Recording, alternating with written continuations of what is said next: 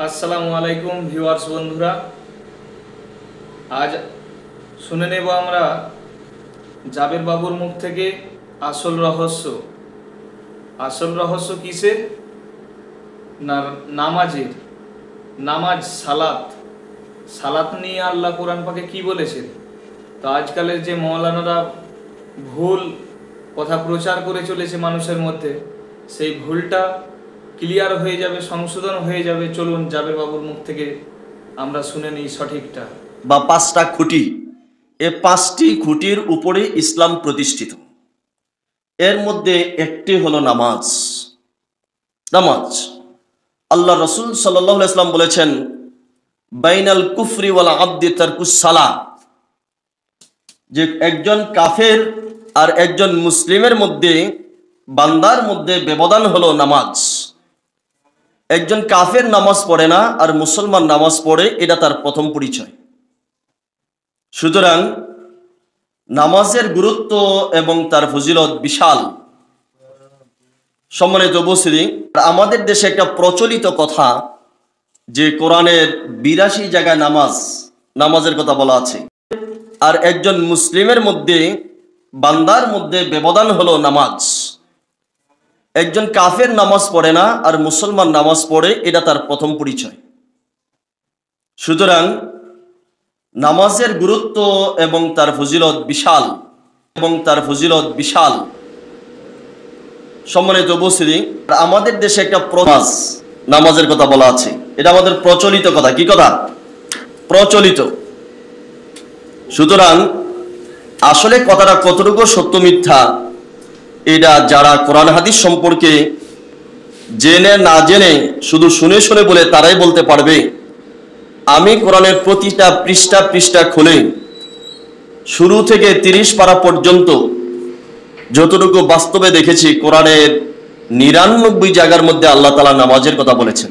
কত জায়গায়? সালাত সম্পর্কে কোরআনের আয়াত হলো 82টা, আর হক, বান্দার হকের সম্পর্কে কোরআনের আয়াত হলো 274টা। তো 274 বেশি না 82 বেশি? তো 82টা হলে ফাল বারবার লেছেন, 274টা তো কনই না। কি রে কইলে আমি তো মাগনা ওয়াজ করবার আইছি, দেখা আপনার ওয়াজ শুনতাছে। আমি আপনার মসজিদের ইমাম সামনা, যদি কয় এই যে শুক্রবারে জুম্মার এমন আছে যে খুদবার আগে চাকরি যায় পারেগা, আর যে নামাজ পড়বো হ্যাঁ নামাজে খারায় গেল শালার বু, খালি সালামটা ফিরাই লই তোর লাত্তি দা মসজিদটা বাইর করে দেব। কি বাস্তবতা। এখন আহেন আপনি, আল্লাহ বলছে আল্লাহ রহমানুর রহিম। আল্লাহ রহমান পরম দয়ালু, আল্লাহ রহিম তিনি দাতা এবং দয়ালু। আল্লাহ গফুর ক্ষমাকারী, গফুরুর রহিম সে ক্ষমার পরে দান করে। এখন বান্দার হক আর আল্লাহর হক, মানে আল্লাহর হক যেটা 5টা। জীবনে আপনি সালাতই করেন নাই, জীবনে আপনি সালাত কোনোদিন করেন নাই, একদিনও করেন নাই। আপনি কোনোদিন যাকাত দেন নাই, কোনোদিন একটা রোজাও রাখেন নাই, হজও করেন নাই, কুরবানিও করেন নাই, কিন্তু রব্বুল আলামিনের সামনে দাঁড়ায়া চোখের পানি ছাইড়া দিয়া বলছেন, আল্লাহ আমি জীবনেই করি নাই, আমি ভুল করছি, আমি মাপ চাই, তুমি আমার মাফ করে দাও। আপনি জানেন ওই যে হাত তুলে আপনার হৃদয়ের খবরটা তো সে জানে। আল্লাহু সামিউম বাসীর, আল্লাহ সব দেখে, আল্লাহ সব শুনে, আল্লাহ আপনার মাকামে সুদূরের খবর জানে। সে ওই যে আপনি হাত তুলছেন চোখের পানি ছেড়ে, সাথে সাথে মাফ করে দিব। আল্লাহ বলছে তুই কত গুনাহ করবি, তুই কত গুনাহ করবি, আমি তার থেকে মাফ করতে পারি। সেটা হলো বা আল্লাহর হকের বেলায়। সালাত না পড়লে কেউ কাফের হয় না, গুনাহগার হয়, কারণ সালাত ফরজ। এটা যদি কেউ না করে, সালাত না করে, সে গুনাহগার হয়, কাফের হয় না। যে যাকাত না দেয় সে গুনাহগার হয়, কাফের হয় না। যে হজ না করে, জীবনও করে নাই, সে কাফের হয় না, গুনাহগার হয়। তাহলে কাফের হয় কি করলে আর গুনাহগার হয় কি করলে, এইটি সে নাগে জানবে না। অনেক মোল্লা ঠেলা মাইরে কয় এত নম্বর মৌলবী শরীফের মধ্যে আছে, মৌলবী শরীফের মধ্যে লেখছে যে দেখেন নামাজ না পড়লে কাফের হইয়া যাইবেন। আশ্চর্যের বিষয়। সালাত হচ্ছে ইবাদত, আকীদা না। দাসত্বের আকীদা, আকীদার পরে আসে ইবাদত। যার আকীদা খারাপ সে হয় কাফের। আল্লাহ এবং আল্লাহর রসুলকে যদি কেউ বিশ্বাস না করে, আল্লাহকে যদি কেউ বিশ্বাস না করে, সে হয় কাফের। শুধু আল্লাহকে বিশ্বাস না করলে সে কাফের হয় না, আল্লাহর রসুলকে যে মানে না সে কাফের।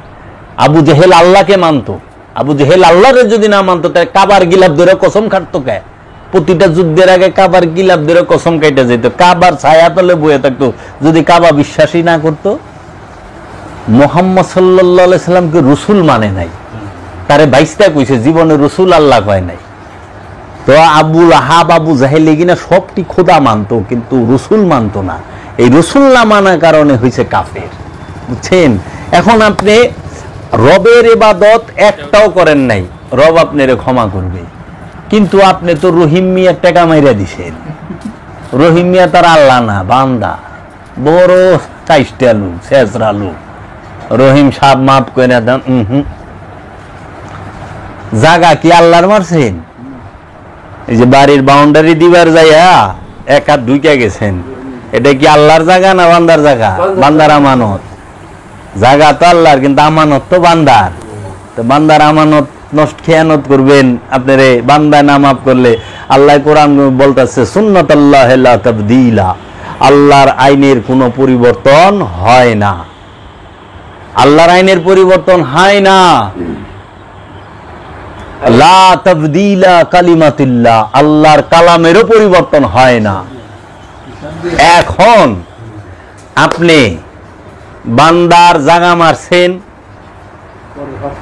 বান্দার হক মারছেন, বান্দার রাস্তা আটকাইছেন, বান্দারে হুদাহুদি পিটাইছেন, হাতে একটা লাঠি আছে দেখছেন, হুদাহুদি গোয়ার মধ্যে একটা বাড়িটা দিল, কিচ্ছু না, চিনে না, জানে না, ক্ষমতা আছে, দিই একটা বাড়ি, কারণ আমি পুলিশ, একটা বাড়ি দিয়ে দিলাম, আমার ক্ষমতা আছে না, ও কি করব? বাস গোয়াটা নিজের রেডি রেখে না, আপনারা একটা দিব। বাবা জাহাঙ্গীর কইছে কেউ রে জীবন একটা থাপড় দিস না অন্যায় ভাবে, তাহলে তোর গালটা রেডি রাখিস, এই জন্মেই তোরে থাপড়টা খাওয়াই নিব। যদি এই জন্মে না খাওয়াছে আগামী জন্মে খাওয়াইবো, কিন্তু এটা মিট যাইব না, কারণ হক তো বান্দার হক নষ্ট। প্রতিটা মানুষ ধরা খাইব যায় বান্দার হকে। জান্নাতে যাইবেন না টিন টিন করে মৌলানা সাহেব, এত হস্তা, মোল্লায় দোয়া করলে সব মাপ। আরে মিয়া, আমার বাপেরে মাইরা ভালাইছেন, আমার এতিম করছেন, আমার মায়ের বিধবা করছেন, মোল্লায় দোয়া করবো, হজে গেলেন আল্লাহ মাফ করে দিব, হইলো? তা আল্লাহ জুলুমকার হয়ে গেল না? আমার উপরে তো জুলুম হইলো যে আমার বাপেরে নিরপরাধ বাপেরে সে মাইরা ভালাইলো। আমার জীবনটা কষ্টে কষ্টে আমি বড় হইলাম, আমার মা তার জীবন যৌবন নষ্ট হয়ে গেল, আর হ্যাঁ মক্কায় যায় পানি ছেড়ে দিস, আল্লাহ মাফ করে দাও, আল্লাহ মাফ করে দিল। তা আল্লাহ কি সামাদ রইল? আল্লাহ তো জুলুমকার হয়ে গেল গা। অগ ভাষায় আল্লাহ তো জুলুমকার না, আল্লাহ ন্যায় বিচারক। আল্লাহ কি কাহার। এই কাহার রূপ কখন দেখবেন? বান্দার হকের বেলায়। বান্দার হক যখন সে ধরবো তখন সে হবে কাহার রূপ ধইরা বিচার করব, ন্যায় বিচারে কঠোর। আরেকটা রূপ আল্লাহর আদিল, যিনি সূক্ষ্মতি সূক্ষ্ম বিচারক। এই দুইটা রূপে আল্লাহ বিচার করব বান্দার হকের বেলায়। কি করছো? আমার হকের লেগে কোনো ঠেকা নাই, সব মাপ। বান্দার হক এর লেগে আপনার চলাফেরা আল্লাহর লগে না বান্দার লগে? ঠিক মতো চলতে হইব। ঘুষ খাইলে অবস্থা খারাপ, সুদ খাইলে অবস্থা খারাপ, মাইসেরটা মাইরা খেলে অবস্থা আরো খারাপ, পরে জুলুম করলে অবস্থা আরো খারাপ। দাম বেশি রাখলে দোকানে, ওজনে কম দিলেন, বেজাইলা মাল বেচলেন, সব বান্দার হক। কোরআনে 274 বার আপনারা দোয়া করেন, আমি এটা বাইর করতেছি, হয়ে আইছে আমার অনেকটা, আমি এইটাতে একটা কিতাব বাইর করুন, খালি কোরআনের আয়াতগুলা থাকবো যে মানুষ তোমরা দেহ, এটি কয় না কে রে, হেও বান্দার হকে আটকে রইছে। আল্লাহ কইছে লা তাকরাবুস সালাহ ওয়া আনতুম সুকারা, লা না না তাকরাবুস সালাত, নামাজে সালাতের দ্বারের কাছে যায় না, ওয়া এবং আনতুম সুকারা, মোহগ্রস্ত অবস্থায়। সুকারা শব্দের অর্থ হলো মোহ। আরো যদি ভাঙেন, শাক্কার আরবিতে বলা হয় শাক্কার, শাক্কার মানে চিনি, আর সুকারা মানে মধু, মিষ্টি, মিষ্টি মিষ্টি জাতীয়, মিষ্টি দ্বারের কাছে যাইবেন না করছে। লা তাকরাবুস সালাহ ওয়া আনতুম সুকারা, মোহটা মানুষের মধুর থেকেও মিঠা। মানে যে পোলাপানের দিকে চায় থাকেন না, হ্যাঁ আমার পোলাটা কত সুন্দর রে, হ্যাঁ কি করস, একটা হইলো বাচ্চা কাচ্চা হয়েছে, তারা পড়াশোনা করবেন, বড় করবেন, মানুষের মতো মানুষ। আর একটা হলো মোহ, এই বর্ষ কেন পড়ে যাবা, এইটা করছো, সারাক্ষণ দুই চোখ দিয়া পোলার দিকে ইমন ভাবে চায় থাকে, হের চোখেই বরবাদ হয়ে যাবে ওটা। এইরকম একটা, এটা হলো মোহ। মোহ মানে হচ্ছে অ্যাটাচমেন্ট, কোনো কিছুর সাথে লাইগা থাকা। এই মোহের গ্রস্ত অবস্থায় সালাতে যাইবার না করছে। আর ইমাম সাহেব তো দেখে মোহটা আমার ভিতরে আছে, এর লেগা এইটার অর্থকরণ যাইব না। এটা এক কাম করো, অর্থ ঘুরাই দাও। লা তাকরাবুস সালাত ওয়া আনতুম সুকারা, তোমরা নামাজের ধারের কাছে যাও না নেশাগ্রস্ত অবস্থায়। বলেন সুবহানাল্লাহ। আমরা কই সুবহানাল্লাহ।